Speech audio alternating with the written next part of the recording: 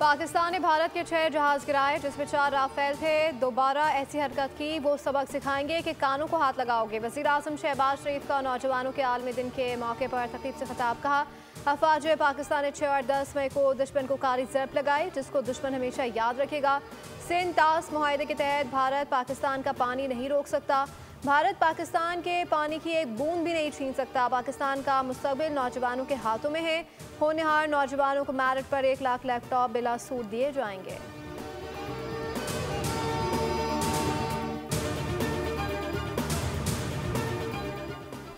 पाकिस्तान हकीकत की बुनियाद पर लड़ रहा है। वज़ीर आज़म फील्ड मार्शल आसिम मुनीर और चेयरमैन बिलावल भुट्टो ने बेहतरीन सिफारतकारी की। दफ्तर खारजा को भी मुबारकबाद पेश करती हूँ। सेनेटर शहरी रहमान कहती हैं मोदी सरकार के पास अब कोई जगह नहीं बची कि अपना मुंह छुपा सके।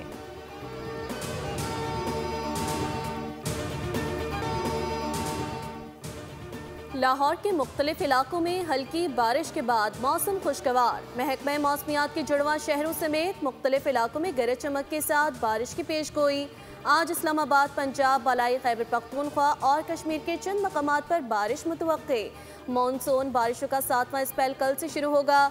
महकमा मौसमियात के मुताबिक कराची समेत सिंध के साहिली इलाकों में बारिश की तवक्को।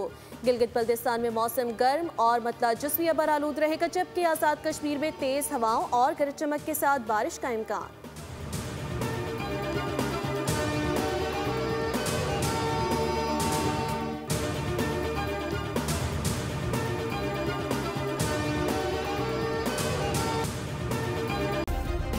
सब्सक्राइब करें और बेल दबाएं ताकि कोई खबर रह न जाए।